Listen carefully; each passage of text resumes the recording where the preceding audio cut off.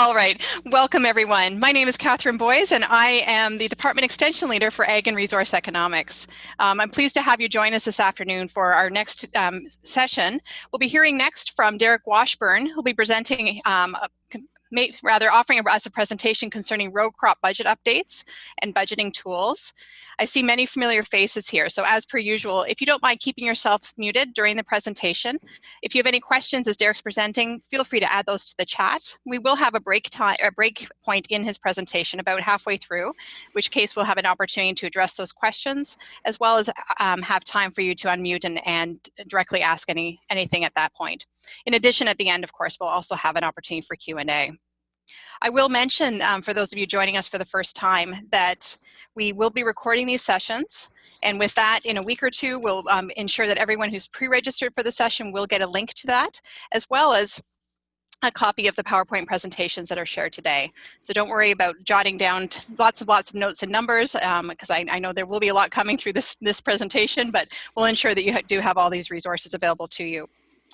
All right, and with that, Derek, I hope you're ready because we've got a great group here and we're looking forward to hearing your material. I am ready. Thank you guys for attending today.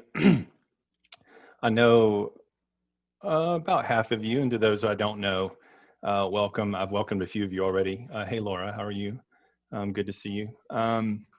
So before we get started here, what I want to do is just kind of talk about what we're going to cover today and why. So this is kind of a really important audience for me, mostly because it's the best part of what I do, and it's the reason why I do what I do is to help and support you guys. So I'll be posting a link in the chat box as we're starting to wrap up, and I encourage you to go to the link and take the survey. It just gives me some feedback on, how I did, some other things you might like to hear, also some other training opportunities that you may have that you can let me know about. In other words, how I can help you help producers. So also, as we go along, if you have any questions, feel free to put them in the chat box, and we'll get to those. Anything you put in the chat box, we'll get to. All right, so let me start here. All right, so we're going to cover some row crops basics here in the budgets. So the reason why we do the budgets is to represent it's a standard of reference for planning and communication. And what I mean by that is in the state, producers are communicating with those involved with their operation. That would be vendors. It would also be people who are financing their operations. I hope these are used in a beneficial way for that purpose. It also gives a great way for you to wrap your mind around the cost as an agent, wrap your mind around the cost that producers are experiencing, and also to kind of wrestle with some of the concepts and decision making that they face. And so that's why we do this. So we're going to talk a little bit about where the values come from in the budgets, help you understand some of the thinking behind the numbers, and then we want to make the budgets useful to you as a tool. Later on, I'll go over the crop comparison tool. I think that's probably one of the best ways to utilize the values that you're going to see in the budgets from year to year. So just some basics in budgeting. It's some income minus some variable expense minus some fixed expense to get a return, and it's going to either be positive or negative. So let's talk about where income comes from. It's going to be, a unit with yield, price, and gross. So that unit's important to pay attention to, so what unit the budget's communicating in, whether it's bushels or pounds. The yield times the price is going to be the gross. So it's pretty simple, pretty straightforward. One of the most important things that we can do when we're building this budget is actually come up with some way to calculate a yield that's referenceable for people across the state. It's much easier to do on the farm than it is for a region. And then the same thing for price. And Nick talked about the complications with coming up with a good price for 2021. It's pretty volatile right now. And so we'll go over that a little bit. And I'll just tell you what we do, and then that way you know where to go with it. And the budget tool really helps with that. So maybe Nick's already talked about this a little bit, but the local market price is the board price, the price that's getting posted in Chicago, plus or minus some basis. That's what's going to be offered in the elevator if you're taking your product to a local market. And so that basis is going to be based on some historical surplus or shortage in comparison to the board price. So when that happens is really important. And so the way we do it is, you could take a basis at harvest. This would be if you took it directly to the elevator and sold it. And I wanted to show this slide mostly because best case, worst case might actually be more relevant this year. So this would kind of be the best case, worst case historically going back from 2009 to 2013, but even before then, there's an even greater historical average here being calculated. I think the one on the second line here is probably most relevant to 2009 to 2013, but maybe less relevant this year. But the point making here is that the best price that a producer is going to get, and Nick said this over and over again, and I'm sure he talked about this, the best price you're going to get is at planting, a futures contract at planting. And this sort of demonstrates that even at one point, which is in Creswell, North Carolina. And the same thing is true for corn. So I just want to demonstrate, you can see here at harvest, the best case is 25 cents. And then at planting, the best case is 42 cents. So you can see normally on a normal year in and year out, the best price a producer is going to get is going to be a forward contract at planting. So we sort of base the budget off that, and then it gives you some starting point, some conversation point. But it's good you know where that number comes from and why it's there. I also want to, I'll just promote Nick here. This is a great place to figure that out. The other thing is you can also go to I have a web page as well, and any of the things that I'm going to talk about today, there's lots of resources to sort of explore more cost scenarios and just kind of the background behind the budget. You can actually go to the places I go to get some of those prices and cost. Historic U.S. cotton prices. I just want to show this real quick to kind of show you where we're at now. We're back at 2014, 2015, I think, for this year. Right now the futures are right at kind of 70, sitting right at 70 cents. So it just kind of gives a reference point for where we've been in at least recent history. So when we're coming up with yields, the way we do it is we look at average yields over a given area. This year I will only have a soybean budget for the state and a corn budget for the state, and I'll explain why. So this is kind of, I wanted to show you this so you could kind of see how it varies across the state. And the budget tool has a great tab on it that kind of shows the details behind the regional yields, what they are and the variances. But you can see for the state, this is our corn average. But then if you go to the Tidewater, the coastal plain, you can see it varies, increasing as you go east. Same thing for soybeans. And what we try to represent is a state average on the corn and soybean budget. And even as you go from, this is great, because even as you go from county to county, it varies. Another reason why I like the budget comparison tool. It lets you put in your own county averages so you can see. All right, so, in actuality, this is, again, budgeting is much, at least from my perspective, there's a lot of moving parts on a farm, don't get me wrong, but it's easier to kind of figure out what you have, not necessarily where you're going, but what you have on a farm. And, we've got technology-based aids now. Farmers generally know their average is pretty good now. And it can vary from field to field or year to year. So that's why we try to take these averages, because it gives us some starting point in the conversation for communication about what to expect from any year to another. And of course, soil type and the reasonable yield expectation. Those are things I would definitely think about in terms of your county. And you guys are really knowledgeable as agents. You know kind of where the high yielding parts of your county are, what they aren't. You kind of know what the range is. And so that's why, again, going back to the budget tool, putting it in your hands allows you to provide information that's localized to you. When we do seed costs, we do our best. This is becoming a harder thing to do, is actually getting input cost.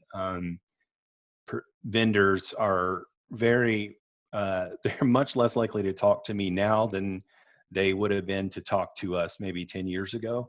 I think there's a lot of volatility in the industry. And so I think they're trying to protect profits, or for whatever reason, I don't get great communication from folks anymore. Even people who are my friends, who I could get inside information from anonymously, aren't interested in helping. And so the best source of information we have for this is producers, which is why I like to make sure we continue to engage with them. And which is why when the survey, I'll ask you, hey, do you have 15 or more producers we could do a training for? I like to stay connected to those folks for that reason. They're a great source of information. And they're the reason why we do this, right, is to help them. So we try to do this best we can, and still with the industry quotes, but the best source of input that we have is you, other industry professionals and farmers. And we try to estimate those counts. Mostly for most of our grain crops is going to be per thousand count. There are a few that are still in pounds. I think peanuts is in pounds, and a few still in bushels like wheat. So I'm going to cover a little, so talk about fertilizer and lime, where that comes from in the budget. So the basis for this cost is always going to be per pound of product. And there is a difference, you guys know. When I first started doing the row crop budgets, I tried to do it in the pound of nutrient versus a pound of product. And these are most of the inputs you're going to see on most of the budgets, and they're very predictable in terms of cost. So they make a good cost representation for our growers. A lot of the prices they're paying are relative to this anyways, depending on storage costs for their vendor, et cetera. But I did do it per pound of nutrient. And the reason why I started that way is I was thinking, if I'm a producer, what it really boils down to is what I'm getting for that nutrient that I'm after. And it just made it difficult. I think it made it difficult to communicate. So it's much easier for me in the budget to represent them in per pound, but I realize that producers often relate to it differently. And so I want you to know, like, yes, I think it might be helpful to go per pound of nutrient, but it's good to know that conversion. And you guys are well versed in that, When I'm looking at the quantities of fertilizers that you're going to see in the budget are going to be based on replacement value. I have to have some standard to represent it. The other way I do it is if a specialist is making a recommendation for something at planting, regardless of what's happening here or what's going to be a more likely scenario given that crop need, regardless of the soil test. The soil test is king in terms of determining what fertilizer goes out. I think what the replacement value gives you in the budgets is I know what the crop is removing from the soil, and I know in the long term what's going to have to be replaced. So it's an economic look at the drag of that crop on the land, and I think that's kind of a real representation of cost from a strategic point of view. It may not be exact to a field, it may not be exact to a soil test report, which is how the growers are doing it. But I think it gives a good starting point as to what you could expect over the long term for cost to be given if you were doing soil tests. And this is based on research data that's been done, past research data is done. This particular document is archived now, but I still think it's relevant.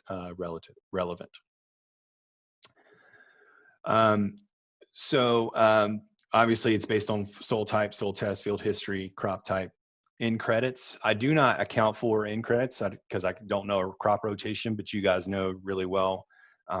You could have a discount rate, for example, on nitrogen if you following soybean with corn with after soybeans. I can't account for that in the budget, so I don't. And the same thing with lime. So I have to figure that there's a maintenance rate for lime. A lot of this is based on in reality. It's going to be based on obviously a soil test, but the amount of nitrogen that's put into the soil, it has an acidifying value to the soil, and over the long term, we're trying to neutralize that with lime. And so I do expect that there's going to be a maintenance value over the long term. And so that's why I include the cost. It's a prorated amount. I would assume they would have to lime every 3 years for maintenance purposes. Certainly, this could be significant cost if you take over a field, a new field, or even if you go back and soil test less regularly, you could have some catch-up values that could be more than this. But I just assume a ton every 3 years as a minimum, kind of a starting point. I'm going to talk a little bit more detail today about pest control, mainly because I want your feedback. So when I post the survey link later, I really do want to know, kind of get some feedback on the budgets in terms of cost representation, whether this makes sense to you or not. So for pest control, just in general, what we're doing is we're giving some minimum cost representation for corn, soy, wheat, and sorghum. And we want growers to have something to build on. We want some cost represented. This is probably the most difficult thing that we do in estimating what cost might be, because there are so many options for corn, soybeans, wheat, and sorghum. Even with resistance, which you can see those pictures to the right there. Those are some of the gnarly resistant weeds that we're having currently, and we know that there's resistance for. So even with that going on, there's so many options. It's hard for me to build some kind of cost model. And this was, really, if you sit down with Charlie Cahoon just for 5 minutes and have this discussion, this is kind of what comes out. It's like, oh, it's really hard to represent. So let me cover what we do. But I'm more certain about cotton, and even more certain about peanut, sweet potato, and tobacco, mostly because cotton is very program related when it comes to herbicides, and it really, I've been able to represent what I think is a good range of costs for cotton, and you'll see that in just a second. And peanuts, sweet potato, tobacco, they're limited. So it's much more likely that these chemicals are going to be used. Another thing is we have really good research in these areas, and these crops, we have specialists that are really plugged in there, because there's less acreage, I would say, in these crops, and also allows us to focus our time and energy from the crop science folks. And so I feel confident about what information we have here. So you can see, this is corn, looking at corn at the top, looking at soybeans at the bottom, and you can see this is sort of a basic starting point. It doesn't assume if you have resistant herbicides or resistant weeds or herbicide resistance. It doesn't assume any of that. This is just a starting point. You could definitely go up to $50 pretty quick if you start assuming some resistant weeds. And that's not even including some other cultural practices you might have to put in place as a result.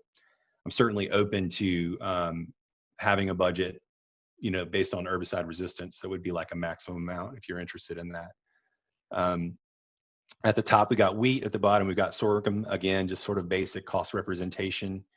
And this is the bottom of the barrel kind of basic application that you would do. You could certainly go up from there.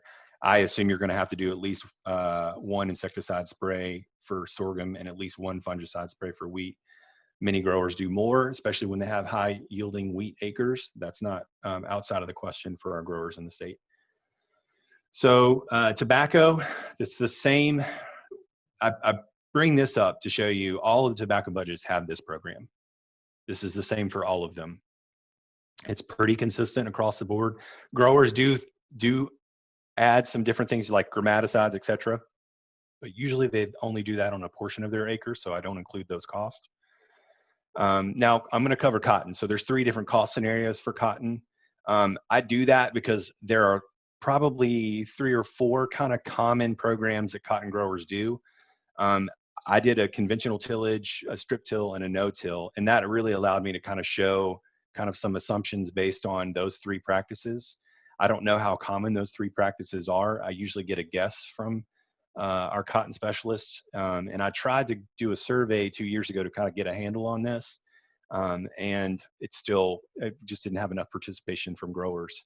But the good news is you can take any of these cost scenarios and plug it into budget comparison tool based on what you want. And I think it gives you a way to kind of add or take away, sort of a menu, so to speak. So this is the lowest cost scenario would be, I assume, for tillage. And the reason is you can till, which is also a good form of cultivation, is a great form of weed control. So this is the lowest cost scenario. So there's some mechanization happening, mechanical removal of weeds happening on the front end that allow us to reduce some costs on the back end. That's my assumption. And as you go into strip till, that becomes less relevant, and the need for another burn down is important. Same thing for no till. It just cost is increasing. But the nice thing is on the flip side of this budget, the equipment cost is going down because you're doing fewer passes. And that's the great part about what no-till has to offer, but it is a trade-off. And as weeds become more resistant to herbicides, I kind of wonder how that's going to shift, how many people will have to shift out of no-till or till every third year or something like that. Definitely be interested in keep an eye on that. So this is peanuts. Again, I'm very certain, Dr. Jordan does a survey with growers, so we kind of know what 50% of growers or more are doing, and that's how we kind of base this cost assumption. The note here would be if you're doing runners, you're not going to be using growth regulators. So you could just take off 4894, and that's exactly what you're going to have in the runner budget. So I didn't bother posting that one. And the last one I have here is for sweet potatoes. Again, kind of limited options, a lot more. You're going to have more insecticides in this budget for sure. Yeah, and peanuts had more fungicides. All right, so we do include some drying costs. I include this in the in this budget because I want you to know, drying costs can increase or decrease depending on when the crop is harvested and what the conditions are at the time. So I want you to know what it is so you have some relevant starting point as to what it might be. I assume 20 cents a bushel, $39 an acre for 150 bushels. So again, it'll be variable, but this is the basic cost that I put in, what I assume to be the truth. Same thing about hauling. So I had to make some assumption about what the distance is. So you can see I've got 26 cents a bushel, which should cover 25 to 50 miles, depending on the cost of fuel, probably most relevant cost in terms of what's variable about hauling. But there's the assumptions for that as well. Also, that it could be picked up at the field by the elevator, or it could be driven to the elevator. There's a lot of ways, and I know that that's what is going on in the background there for growers. So for scouting, obviously, corn, I just put, growers are probably doing their own scouting, but I would think that as acreage increase or the crop mix increases, in other words, you got multiple crops out there. Let's just say you happen to be a corn, soybean, cotton, and peanut grower, God bless you, and you're spraying all the time. That's a joke. My father-in-law tells this joke about cotton farmers and peanut farmers. Either they're spraying or they're getting ready to spray. And that's pretty much the truth after they plant. But for cotton, I assume there's going to be a need for someone to help that grower scout for one reason or another. In cotton, there's a lot of reasons. Weeds early on, or it could be late as to when to, they have a consultant who's helping them develop their defoliant timing, et cetera, and when to spray, growth regulators, et cetera. For peanuts, the same is true. And so $16 an acre is what I assume for cotton and peanuts and tobacco, because we have some key pests of tobacco that really need to be scouted well. Hannah, last week during our tobacco agent training, did a good job of talking about the importance of scouting and the timing and frequency, which I think was very helpful to understand how important it is. If you wanted to add an aerial application, I'm just including this because if you're using the budget comparison tool and a grower does that, or you want to include the cost for it, $9 an acre is a good idea. So let's just talk about machinery, tractor, machinery, labor, et cetera. So for the cost of equipment represented in the budget, you're going to see fuel, lubrication, maintenance costs, repair costs. The variable cost of equipment is the is the most relevant cost of equipment that we can add in the budget. The reason being is that as you're in the budgets, we are accounting for the time that that equipment is going over the land for that particular crop. And that changes by hours of use. And so it's pretty much going to be stable over a given acre. If we're saying, if we make those equipment assumptions, we kind of know what that's going to be. It's a little harder to predict the fixed cost. We do it anyways, we include it. But because there's so much more going on in the background of the fixed cost. But if that equipment just sits there, there's no maintenance cost. There's no fuel going out. If that equipment is going out on the acreage, we know that, okay, that's how many hours it's out there. That's the cost associated with it. So this one I feel like is a very solid cost representation that we can do in the budget, including the labor. You know, somebody's riding in that piece of equipment and you're paying them time to do it. And so we assume that they're paying someone to sit in that equipment as they're going. So that's where the labor is coming from. The exception would be in the tobacco budget. That's actual hand labor. That's people out in the field. We have a lot of people involved with that crop. And I think in sweet potatoes, we just assumed a contract for harvest. So the labor that you see represented in the sweet potato budget is going to be based on somebody sitting in that piece of equipment, and that's the cost you're going to see represented. Yes, the other thing is age of equipment matters here, and so I have to just make an assumption that on average equipment's 3 to 5 years old, and you can see this very quickly changes as a piece of equipment gets older. There's a lot more cost associated with it. So let's talk about fixed cost. Yeah, okay, look, real quick, interest on operating capital. All right, this is a good time for me to stop and say, I looked over the presentation that, gosh, I just blanked. That Nick did, sorry. I swear I know your name, Nick. So Nick did a great presentation, and it's funny, if he'd asked me before, which he doesn't need to ask me, but if he'd asked me before he gave the presentation, I would say in general, what's happening is producers are experiencing less input cost.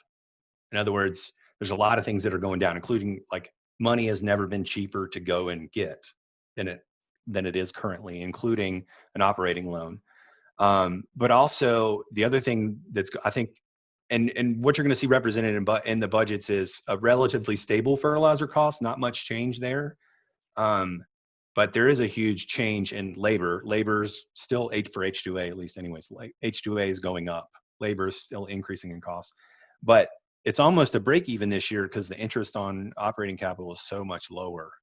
It almost made up for some of the differences in the budget. And I'm being pessimistic on fertilizer costs. I would say growers are probably more likely going to experience lower fertilizer costs, especially as the year goes on. That's just a guess. So yeah, you got a pessimistic view of kind of what those costs are, and the ones that I know kind of more solidly what they are, I put in the budget. What is in that fixed cost that you're seeing represented in the budget, and I'll cover that in a minute. You're going to have taxes, insurance, depreciation, and long-term loan, not short-term loan, long-term loan on capital, even though it is spelled wrong.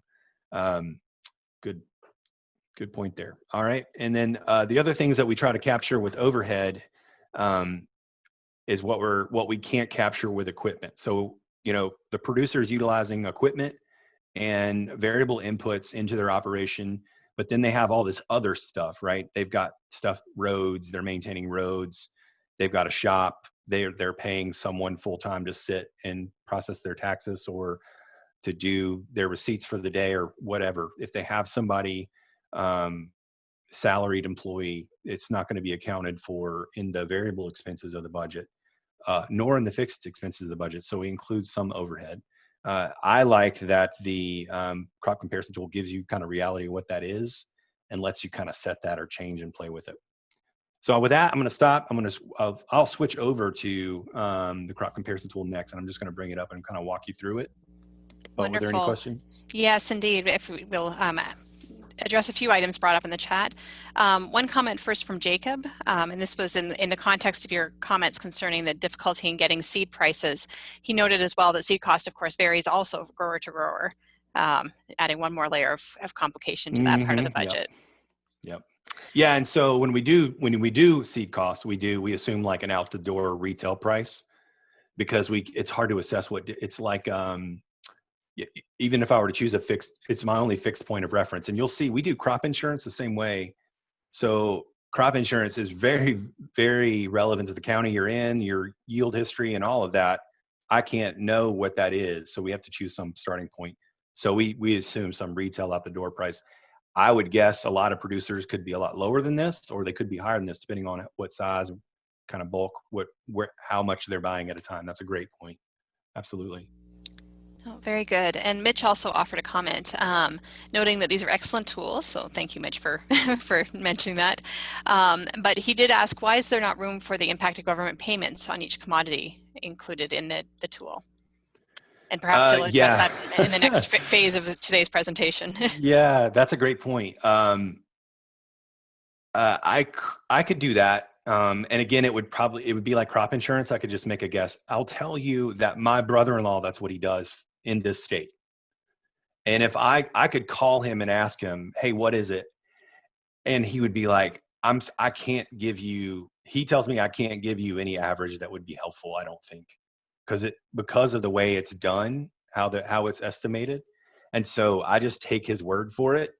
I mean, I have direct access to that resource, and we could sit down and come up with something, but I don't know that it would apply to most growers.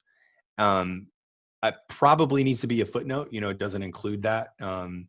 And certainly there's room to add it. If you kind of know it, it's easier to know it for a county than it would be to know it for a state. It's probably easier to estimate. So that budget comparison tool gives you a place to do that if you want. And I can actually make space for it. I don't know if it even exists in there yet, but I'll make sure it does before I send it out. Thank you for that. That's a good point. All right, and one last comment, a few additional ones, sorry. Gary, just back to the seed conversation, Gary noted as well that it depends in addition as to when you buy seed, early or late in the season. A lot of variables, yep. And a question from Jenny, how are you estimating cost per pass? Great question. So what the budget is doing in the background is assuming the purchase of a tractor at a certain price, and all the depreciation. Well, for variable costs, it's going to be based on fuel use. So yeah, that's a long detail. The short answer is I assume the width of the implement that the farmer is using, and then if I do that and assuming a miles an hour associated to that pass, then I know how quickly they can cover an acre. So it's at that point, it's a pretty set cost. Like I know, all right, they're turning. So there's some other variables in there like inefficiencies, like setup time, turnaround time. And in North Carolina, we have, well, I guess the average, this may be different now, but the average field in North Carolina is like 17 acres. And I don't know if that includes like row crop acreage. I don't know if it's focused, I don't know if it's a focused target. But knowing that our acreage is small, I assume a higher inefficiency coefficient with our equipment. So the Midwest would be really low. We're going to be higher. So I can't account for that in the budget. So I assume some inefficiency. I know the width of the equipment. And then I know how fast it's going. And then it puts a time allocation with that. And then with the time allocation, I know that's how much fuel it's using based on the size of the tractor. So it assumes some fuel use. It assumes some maintenance. So basically in the budget, I assume that for every dollar you spend in fuel, you're spending 15 cents in maintenance. And so that's a generally, that's like the engineering formula for, it's been done in Iowa. There's a whole research, all the research has been done on that. And so that's the research I use because it's pretty solid way to estimate cost. That's a great question. I hope that answered it. Yep. Yes, for variable cost, that's correct, Jenny. Yep. And then you could add, if there's a time, what I do is for fixed cost, that time that equipment is spending in the field, I know what that equipment cost over the life for fixed cost. insurance, depreciation, and I assume all of those and taxes on that piece of equipment. And then there's a time allocation when it's in the field, that time's getting allocated for fixed costs as well, which is the best way I have to do it over a long term. So you'll see in the I'll show you in a minute, there's fixed costs and variable costs. So that covers all the variable costs, what you just said. And then the fixed costs assume some of those other things that are not as tangible that the grower's paying for up front or annually. Yep. Great question. I loved it. That's my favorite question to answer. It's because it's detailed and difficult. So. Oh, excellent. All right. Well, there's one other comment, but we'll come back to that at the end. Yeah. Yeah, Mitch, thank you. That's good. I see Mitch's comment. All right, let me shift gears here and bring up this tool.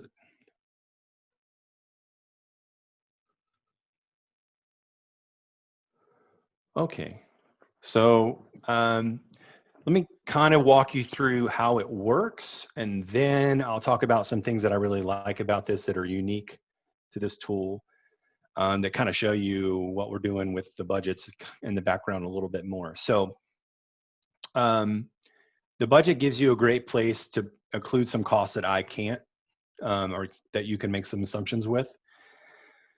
Maybe for your county, you know that specific data. It's easier to kind of target the smaller target you have. So land rent, I know, varies in the state from, on average. Okay, land rent on average varies in the state from $75 to $175. I know there's more and I know there's less, but that's kind of a range. We actually have some data that we collected on that, and it was not a significant number of farmers who participated in the study. But I do think there's enough farmers who participated. I think we have a pretty good range of it, and that would be my encouragement, somewhere between 75 and 175. I put 100 because it's kind of the middle of the road to start as a starting point, not because it's the average.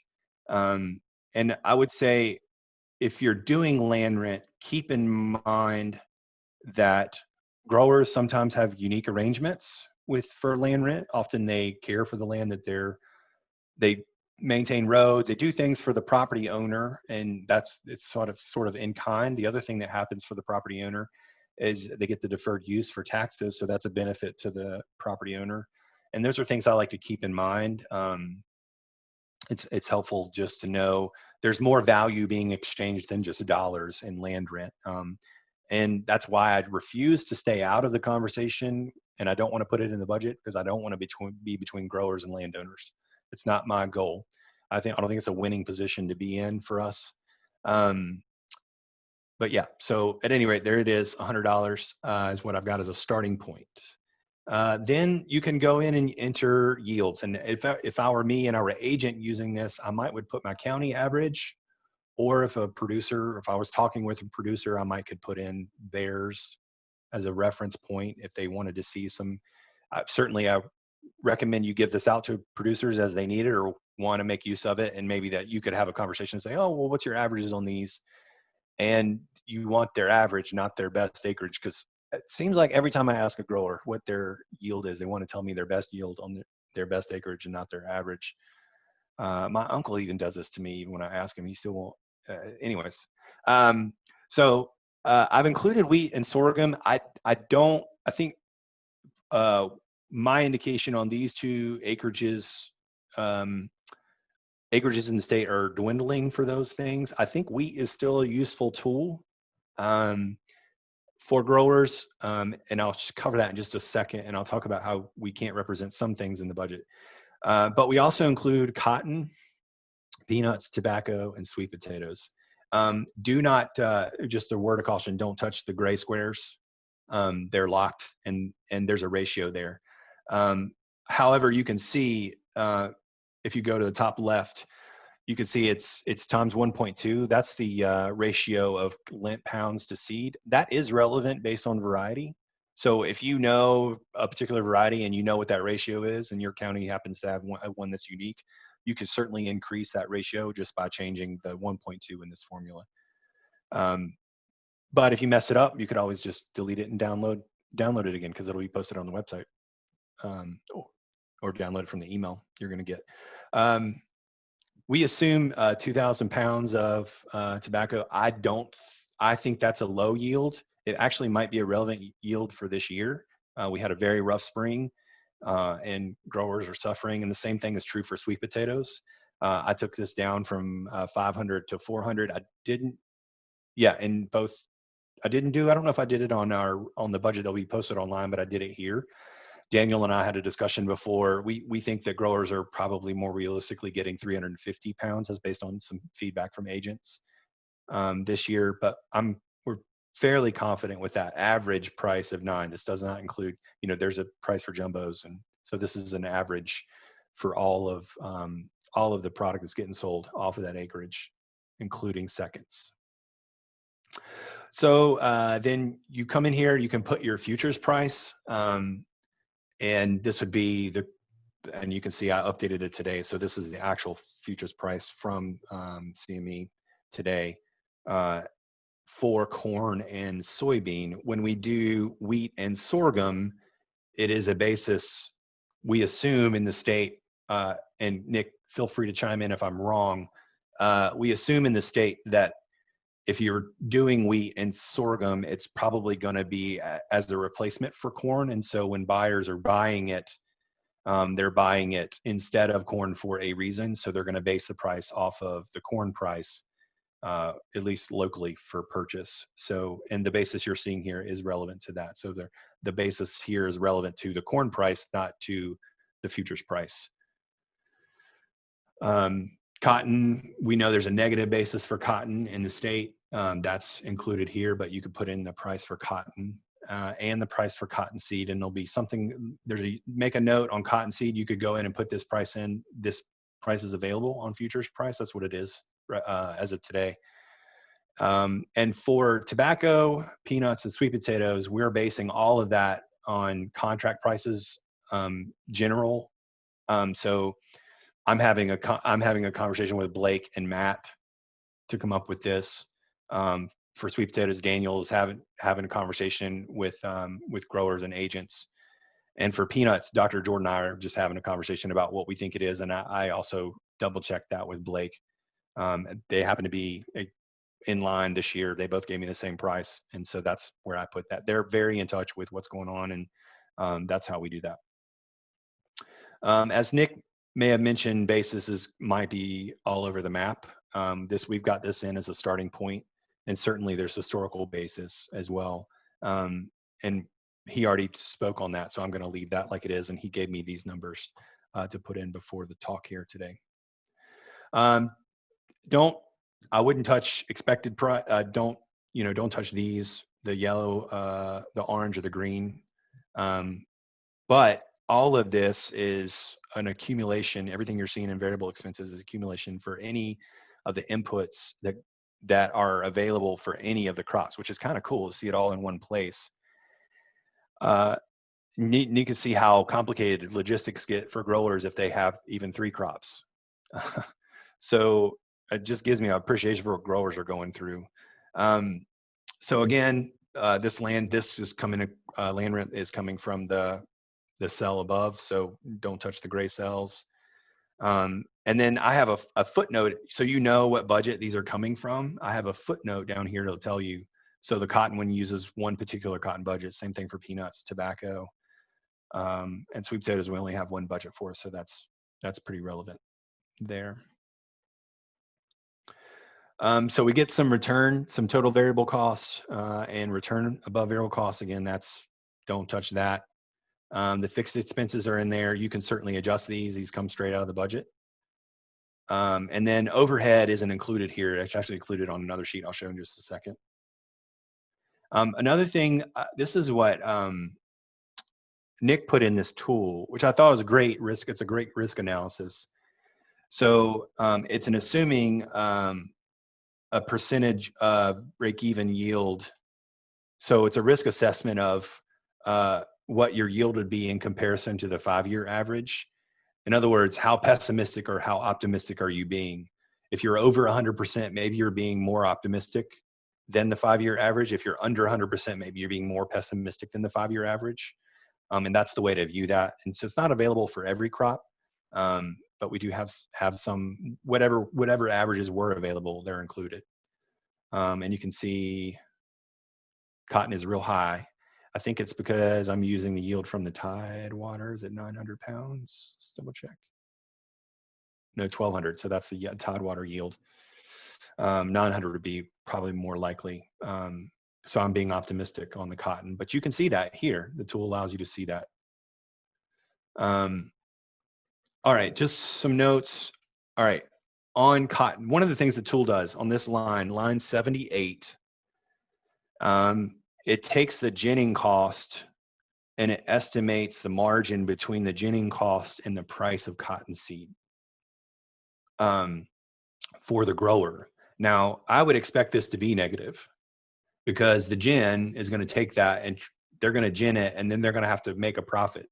So this shows a low margin of profit between ginning cost and cottonseed price. I know that ginning cost in general range between 10 and 13 cents. That's a wide range. And I'm putting in a kind of an optimistic 12%, but generally I set the ginning price so that there's a little bit of positive margin for the gin, which I would expect that there would be some value to, we want there to be some value for the gin to capture so that they're successful in business and keep going, they're sustainable. But I still think this is relevant. Maybe not perfectly accurate for every grower's scenario, but it's relevant. And again, some notes about where the, I think we included crop insurance here, and there's notes down here about how that was calculated. We had to go based off some county averages, and that's included down there. And the note on, you know, where you can go compare these costs to in the budgets that all be posted online. So, all right,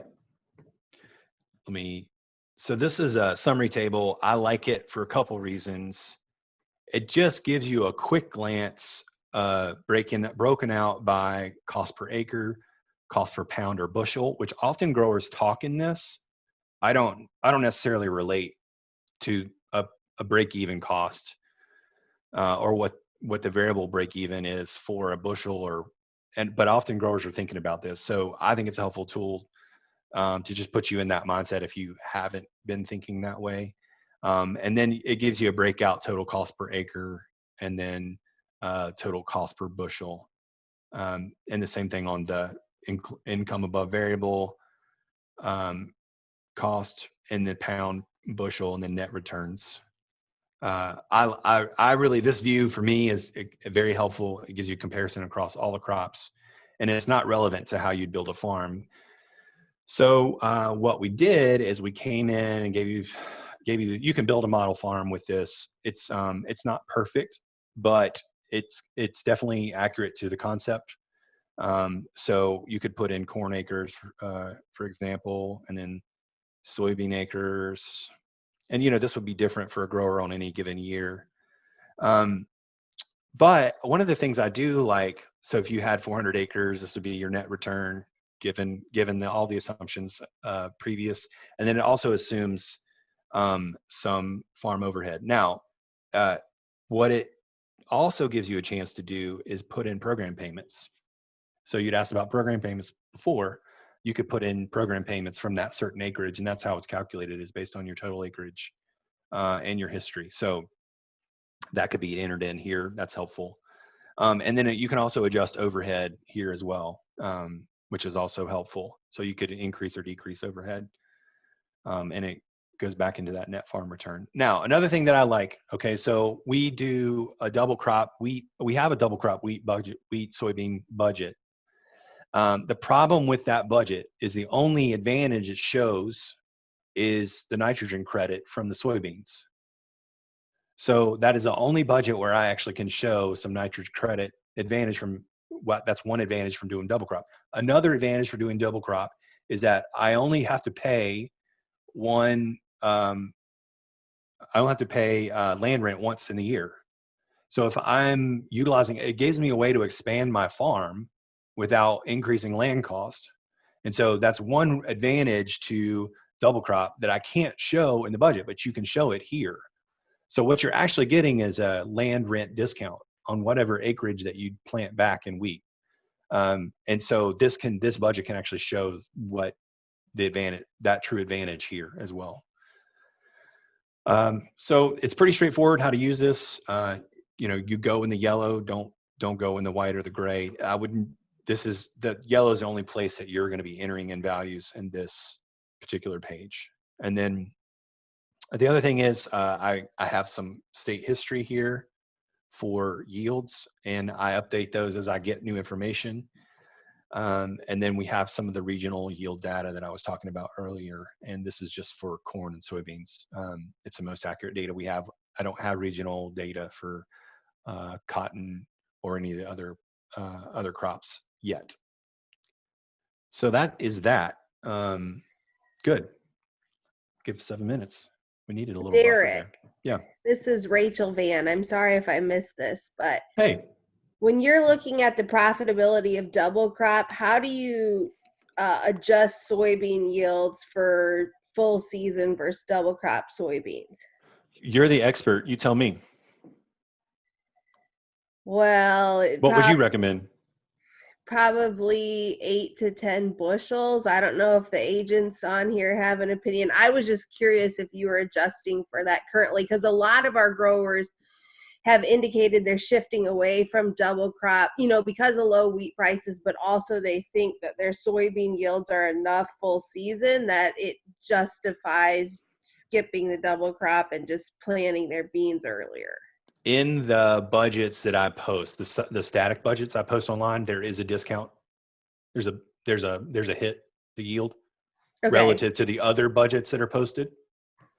But here, this is all adjustable for the, for the, like if let's just say, the way that I would account for that, if I were going to enter this in here, would be what percentage of my soybeans are going to be double crop, and then make sure that, so like, if my best acreage as a farmer is 60, but I plant half my acreage, half of my soybean acreage is going to be double crop, and I'm going to take a hit, then I'm going to have to adjust it down to 45.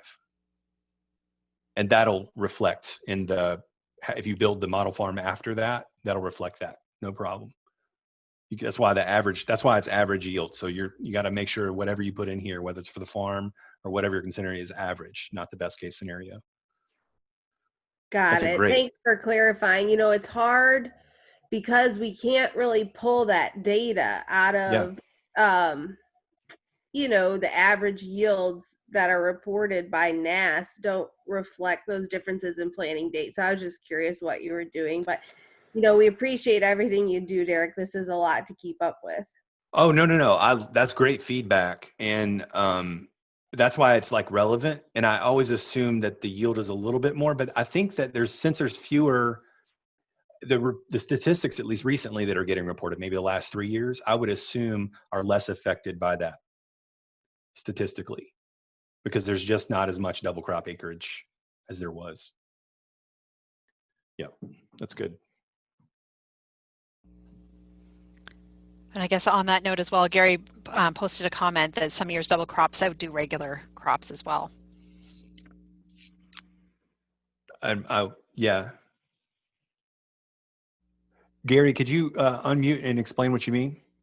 Yeah, there are some years you have regular planted soybeans, the double crops out yield them. Full season, maybe I need to use that. Full season soybeans, there's years when double crops, I've been here at 3 out of the 6 where I'm at have been better double crops than we have regular full season beans. Do you think that's normal or abnormal? Well, it's abnormal. Okay. It should be abnormal, to be frank with you. And Rachel may have a better comment on that than I do, but it's happening out here. Yeah, so we published some data that Dr. Jordan was working on, and he was looking at some double crop combinations. I think if you haven't seen that data, I would ask for it, because it's really enlightening, because we did the financials with it as well. And that was published like last year, just recently published, and I did some work with that. And I was very surprised at some of the yields that happened in some of the combinations that I just wouldn't have expected. And I think some farms could do really well. I think that's the outtake there was like, some farms can do much better than expected. I think we tend to talk down about averages and things, but some farmers should probably experiment with a few amount of acreage, I think, and they might be pleasantly surprised with the outcome based on that research, based on the research that was done. Yeah, that's a great point. I mean, Derek, if you got 1 second here, too, Yeah. I'm always a big proponent of wheat for summer cash, if you know where I'm coming from. So the farmer will have some cash in the summer. And that's why, I'm always wanting to see a larger expansion of wheat if we can do it. Because a lot of people just plant wheat up here to cover for tobacco. So, they don't take care of it. But you know where I'm coming from. But if we, yeah, well, there's a joke about this where they say, well, like it still needs to be profitable, right? Because otherwise I just say, hey, why don't you give me your money and I'll give you 10% less. And then you can take and use it in the summer. That's, you still want it to be profitable. And I think it's important that growers are looking at that. And I certainly believe that their growers, the yield competition shows what's possible for wheat if they really focus on it and do it. And to your point, many growers treat wheat like, well, I'll harvest it if it comes out. I'm going to treat it as just planting something in the meantime. So.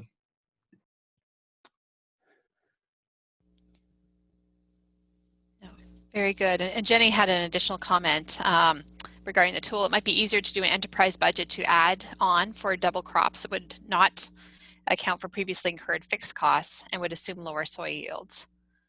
I have that. Yeah, I'll send it to you. Yep. Great point. And on that note, maybe we can also commit to sharing the document you just mentioned, Derek. Yeah, let me, right. Let me, sorry. Yeah, I have that. I've got like 10 bajillion windows up. I feel like I'm flying a spaceship during COVID most days. All right. Yeah, let me share this link and feel free. We don't want you to fill it out. I'm going to post it in the chat box. Yeah, so there's a link. That's just to say, hey, how did it go today? Was there something else I could help you with? And then you have to see if you have producers that might be interested in training. And to that note, Catherine, did you want to talk about, have you talked about that in past, that you were planning to provide something quarterly or? Oh, no, but just, yeah, for everyone here's notice. I think that there's been lots of interest in our sessions over the last several days, and I know many of our agents or our specialists have been hearing from others that there's other topics they'd like to hear about. So with that in mind, we're going to be tentatively planning a series of ongoing workshops during the spring semester as well, given we can't have regular programming still. So I'll be looking for this in January, February. We'll send out a notice, and dependent upon our specialist team, I can envision at least monthly, if not bi-weekly sessions that we'll be offering, and some of which will be, again, Derek's type topics, and then we've got a variety of other team members that will certainly have other issues to address. So you'll have lots of more chance to engage with this, and again, in some instances, we'll bring in opportunities for producers as well to attend. So is that going to be, I'm sorry if I missed this detail, like a series of webinars, or is there a way that we can help promote that, on the grain circuit? Yes, I think it'll be comparable to this in that it'll be sort of live, ones that, again, people can attend in real time, but also would be recorded. And yes, Rachel, we would love your help in when we've got everything pulled together in sharing that information with your producers. Okay, so you guys are going to be working at NC State to host these, not necessarily in an individual county. For this particular series, correct. Yes, so it'll be widespread and not specific to a particular county, correct. Okay, thank you. Well, we definitely want to help promote these high quality webinars. Yeah, also, thank you. Rachel, thank you. Rachel, if you want me to, if you're doing something and you want to tack on some budget training to it, please reach out. let me know. Yep.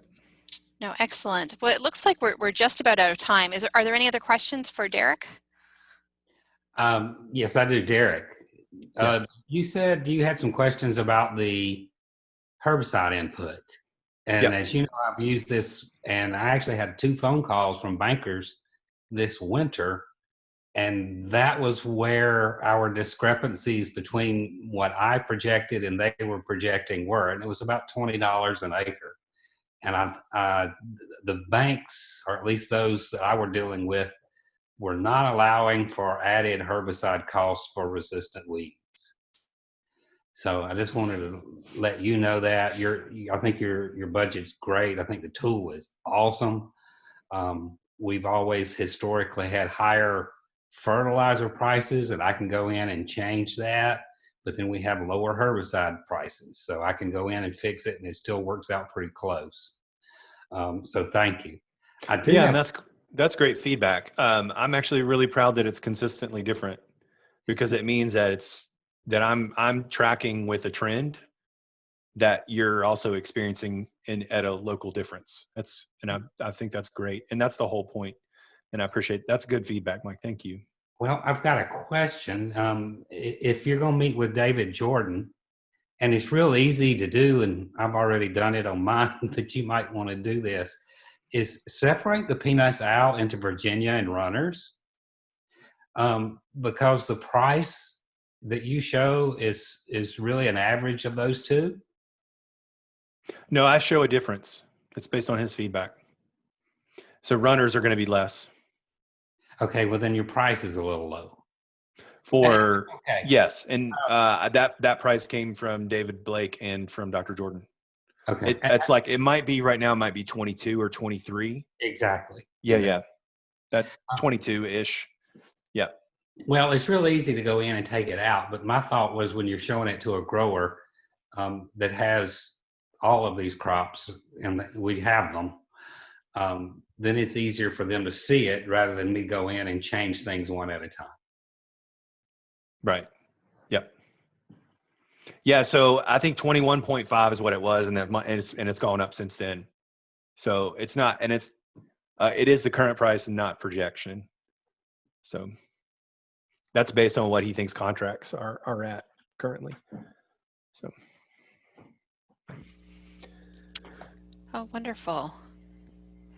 Well, I'm sure Derek will be happy to stick around after we're formally done here for a few minutes if there's any additional questions. But given we're at time, I want to thank everyone for attending today. It's wonderful to have you participating, but also really, really important to get this feedback and get a chance to engage with you like this. So thank you for coming. Derek, you did a wonderful job. Thank you again for showing your tool and the updates.